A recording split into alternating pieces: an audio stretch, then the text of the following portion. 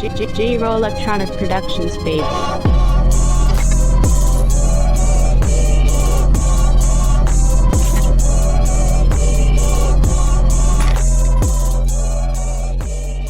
Welcome to Democrepublics, where we cover the real news that matters to we the people.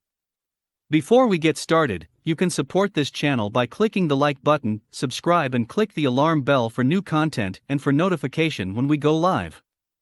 You can also purchase the new Let's Go Brandon t-shirts at tinyurl.com/drn-shirts or click the link in the description. While there have been a few shining examples of independent and mostly unbiased journalism in the MSM, these moments are as rare as Loch Ness Monster sightings and almost as unbelievable.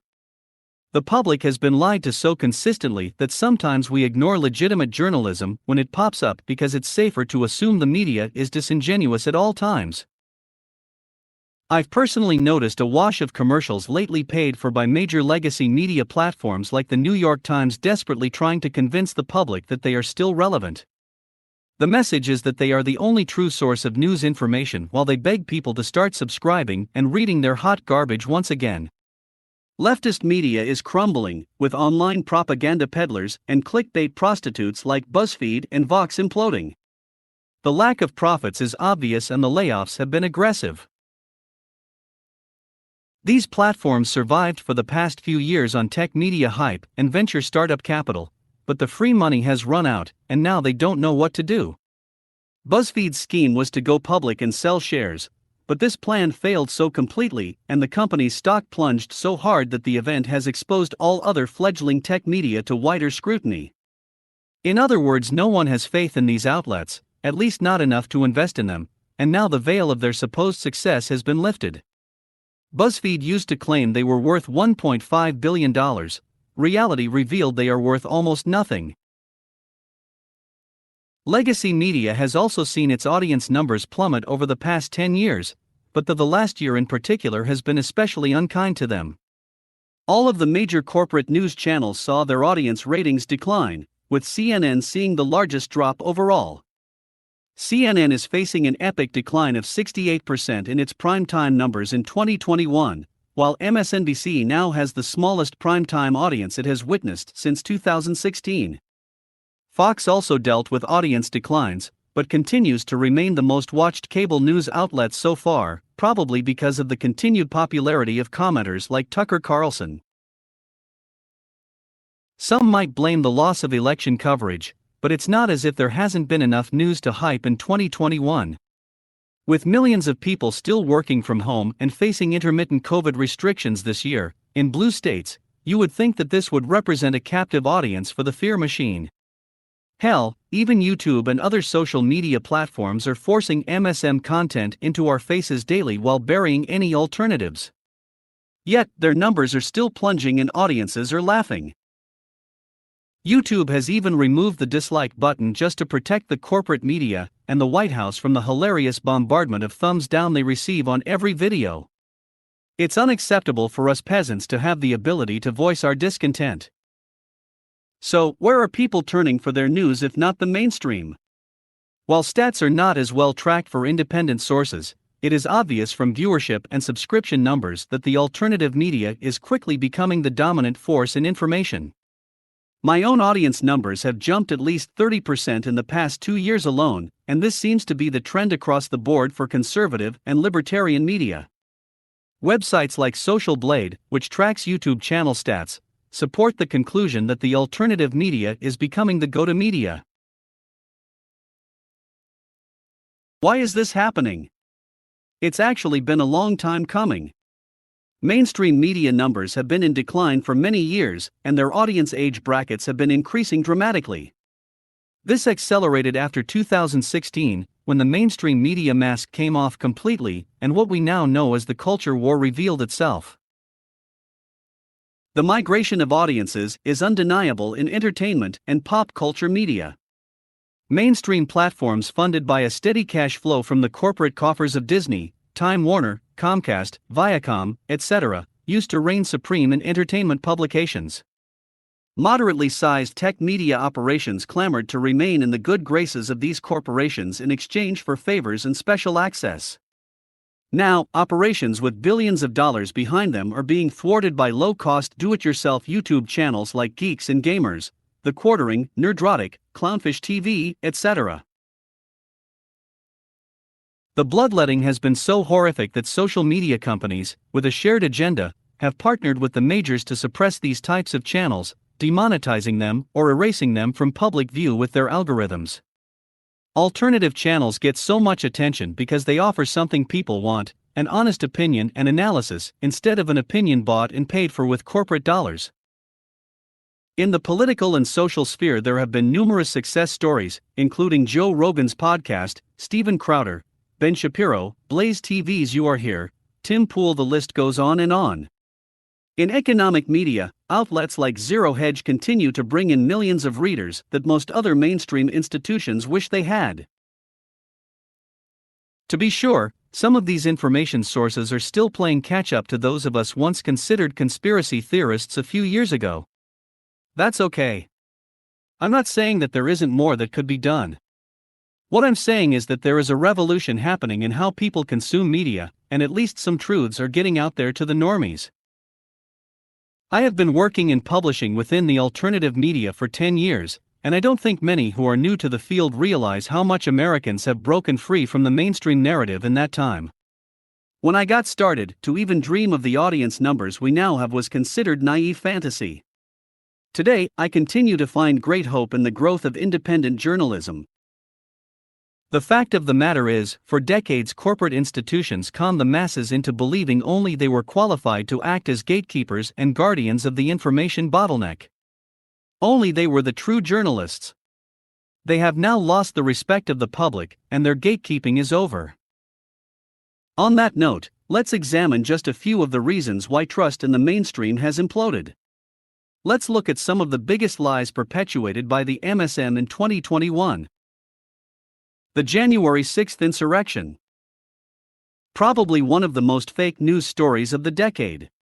The mainstream media has relentlessly parroted the propaganda that the conservative protest at the Capitol building on January 6th was some kind of planned attempt at a national takeover and violent coup resulting in multiple deaths. The reality was much less sexy. First, the FBI has been forced to admit there is no evidence supporting the claim that the protest was an organized coup.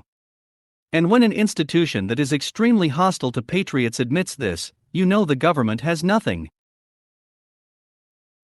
Not a single death originally attributed to the January 6th protesters was actually caused by them, so that tall tale has been tossed down the memory hole. While there was violence and an unarmed protester was shot and killed by police, Ashley Babbitt, the result of the event was nothing close to an insurrection. Protesters walked in, milled around for a little while, some people stole some souvenirs, and then everyone left. It can barely be considered a riot. Compare this to the BLM riots across the country, which resulted in multiple actual killings by people directly participating, not to mention billions of dollars in property damage. The media called these riots peaceful protests, while condemning the January 6th participants as monsters. When conservatives protest something, at least we go to the source, instead of burning down the homes and businesses of innocent people. And I want to explain something else to leftists, because I don't think they get it. When you do see a conservative insurrection, rebellion against centralized tyranny, they will not be unarmed like they were on January 6th. And they will not stop until all corrupt elements of the establishment are removed from power. If you are hiding under your beds over the events of January 6th, you really have no clue. The Texas power grid failure. Wow, what a politically charged mess the coverage of this event was. Multiple people die from a freak winter storm hitting Texas and taking down parts of their independent power grid, and the first thing the mainstream media does is write hatchet stories about how this proves they could never secede from the Union. These people are obsessed with centralization to the point that they lose their minds if you generate your own electricity.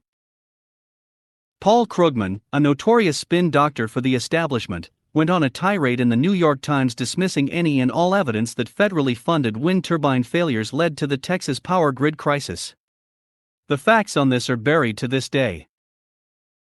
The numbers prove Paul Krugman and the MSM utterly wrong. The Mises Institute published a comprehensive article on this based on analysis from the Institute for Energy Research, but I'll summarize. The MSM and Paul Krugman argued that the entire incident was caused by Texas' ill-prepared natural gas-powered grid, and that wind turbines had nothing to do with it.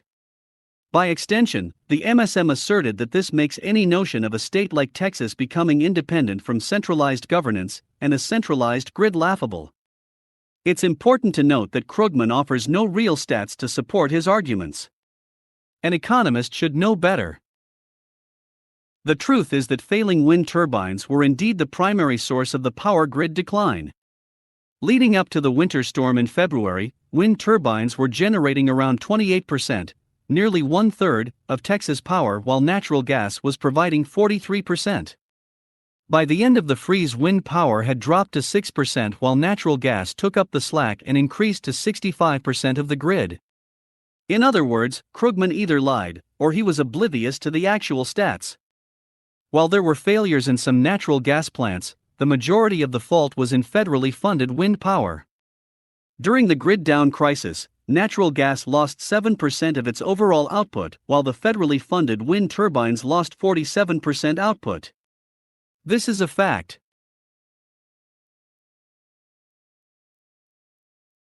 Also keep in mind that power demand in the state skyrocketed at this time, breaking all previous records, perhaps because the state population jumped from 29 million to 30 million from the end of 2019 to the beginning of 2021.